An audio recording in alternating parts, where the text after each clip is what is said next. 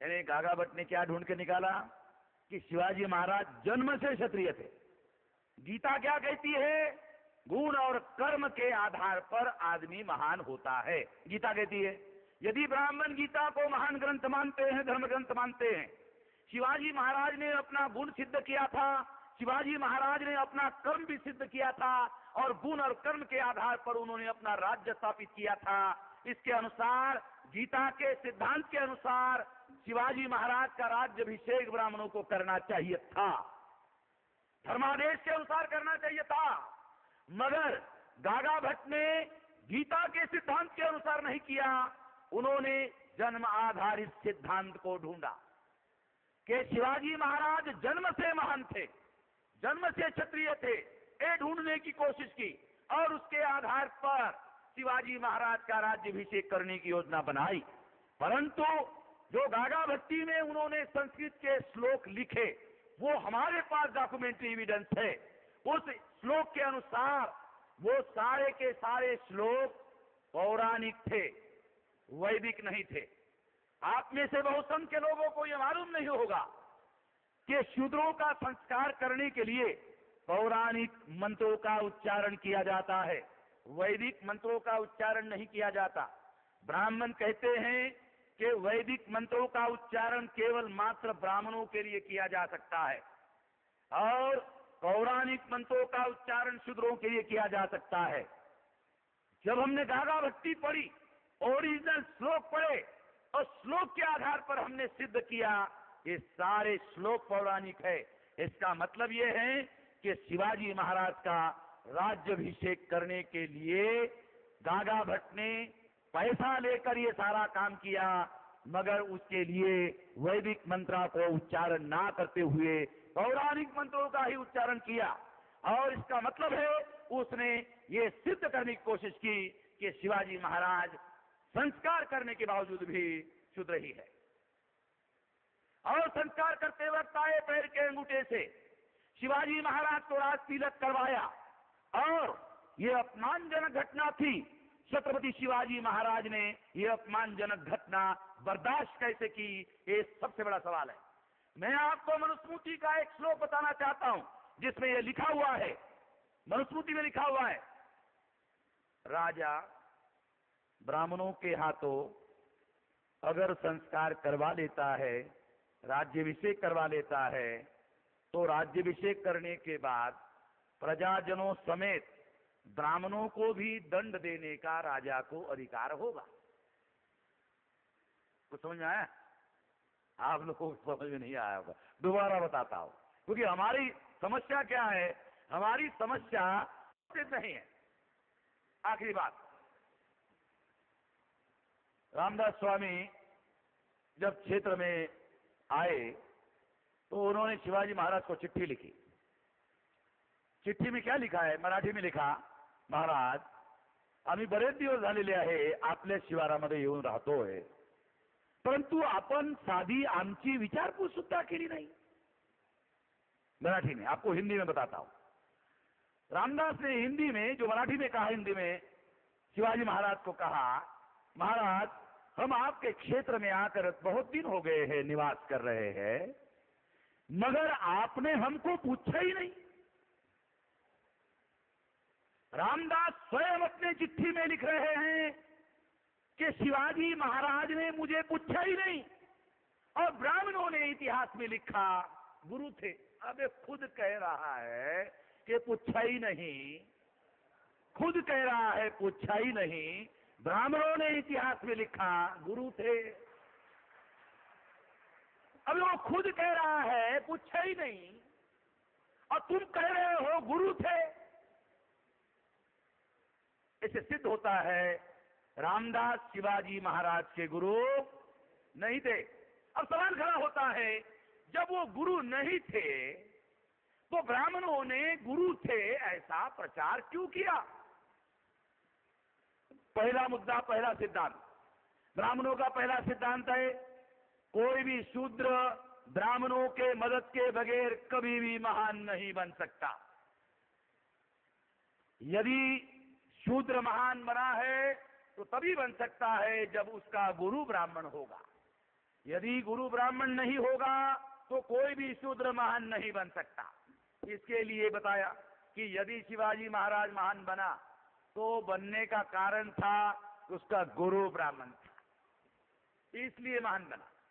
शिवाजी महाराज की जो तलवार थी वो तलवार, ब्राह्मणों ने लिखा, वो तलवार तुलजा भवानी के द्वारा दी गई थी, जबकि इतिहास लिखा है, दस्तावेज है, वो पोर्तुगीज से शिवाजी महाराज ने बनवा कर लाई थी। डॉक्यूमेंट्री एविडेंस है, दस्तावेजी एविडेंस है, मगर ब्राह्मणों ने लिखा वो तुलजा भवानी ने शिवाजी महाराज को दी थी। ऐसा करने के पीछे, कहने के पीछे, लिखने के पीछे क्या उद्देश्य था ब्राह्मणों का? क्योंकि ये तलवार तलवार नहीं थी, ये दैवी ये तलवार थी, ये डिवाइन सोर्ड थी। और जो डिवाइन सोर्ड होती है वो शिवाजी महाराज के हाथ में आने के बाद शिवाजी महाराज उसको नहीं चलाते थे, वो अपने से ही चलती थी, अपने से ही चलती थी, शिवाजी महाराज नहीं चलाते थे। और इसकी वजह से शिवाजी महाराज जीतते थे।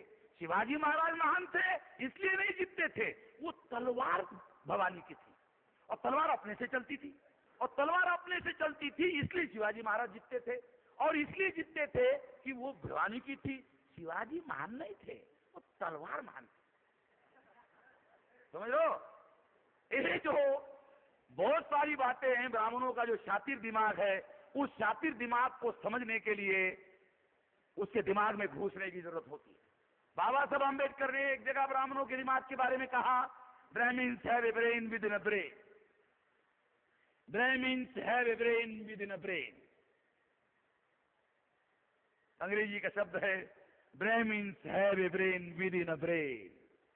ये समझने के लिए उदाहरण देता हूं ताकि आपको बात समझ में आ जाए।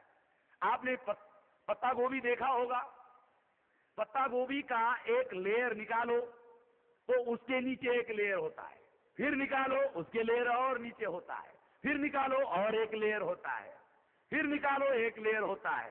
पत्ता गोभी में लेयर पर लेयर, लेयर पर लेयर, लेयर पर लेयर होता है।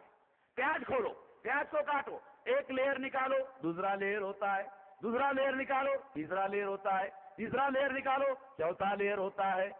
तो बाबा साहब अम्बेडकर ने ब्राह्मण के दिमाग के बारे में कहा, Brahmins have a brain within a brain. ब्राह्मण के दिमाग में एक दिमाग नहीं होता है, एक ही दिमाग में कोई कोई दिमाग कोई कोई लेयर पर काम करते रहते हैं। किसी लेयर पर कुछ और सोच रहा है, किसी लेयर पर कुछ और सोच रहा है, किसी लेयर पर कुछ और ही सोच रहा है। हम एक ही लेयर को जानते हैं और हम एक लेयर के बारे में सोचते रहेंगे, तब तक वो दूसरे तीसरे चौथे लेयर में चार किस्म का एक बार सोचता रहेगा। हमें केवल एक लेयर की बात पता चलेगी तो हम एक लेयर की योजना काउंटर करने की प्लान बनाएंगे, मगर तीन चार योजना जो उसने बनाई है उसका काउंटर प्लान हमारे पास नहीं होगा, हम फेल हो जाएंगे। Brahmins have a brain within a brain. तो उदाहरण के लिए आप लोगों को बता रहा हूं, समझाने के लिए आप लोगों को बता रहा हूं ताकि बात आप लोगों को समझ में आ जाए। देखो, और एक उदाहरण देता, बहुत सारी बातें हैं, इससे बहुत लंबा समय चला जाएगा, एक दो उदाहरण बताकर और आपको बताता हूं। ब्राह्मण लोग कहते थे कि छत्रपति शिवाजी महाराज हिंदू धर्म की रक्षा करने के लिए लड़ रहे थे, ऐसा वो कहते प्रचार में।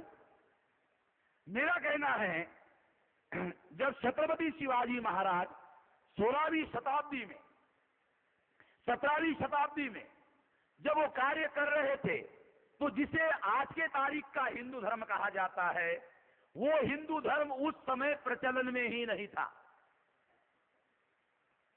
इतिहास की बात उस समय के आधार पर विश्लेषण करना जरूरी है, आज के आधार पर 17वीं शताब्दी का विश्लेषण नहीं किया जा सकता।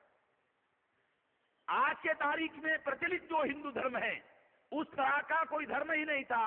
सबूत आप बोलेंगे क्या सबूत है? ले लो सबूत लो, मैं कोई बात बगैर सबूत के नहीं करता हूं। शिवाजी महाराज ने जब पुणे के ब्राह्मणों को राज्याभिषेक करने के लिए कहा तो ब्राह्मणों ने हिंदू धर्म के ग्रंथ नहीं देखे। क्यों? क्योंकि हिंदू धर्म का कोई धर्म ही वजूद में नहीं था। ब्राह्मणों ने कौन से धर्म ग्रंथ देखे? मनुस्मृति देखा, वेद देखा, पुराण देखा, और इसके अनुसार वो सारे के सारे जो धर्म ग्रंथ थे वो वर्ण धर्म के ग्रंथ थे।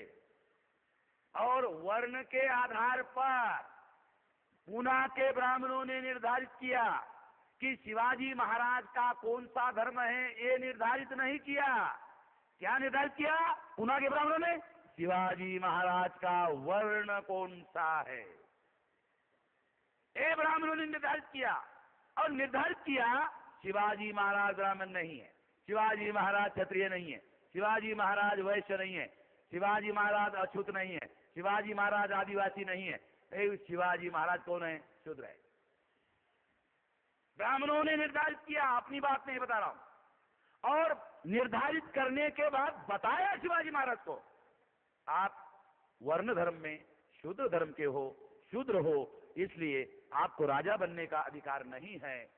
एक पुना के ब्राह्मणों ने कहा, एक डॉक्यूमेंट्री एविडेंस है, ये एविडेंस से सिद्ध करता है कि उस समय प्रचलित आज के तारीख का हिंदू धर्म अस्तित्व ही नहीं था। उस समय वर्ण धर्म था।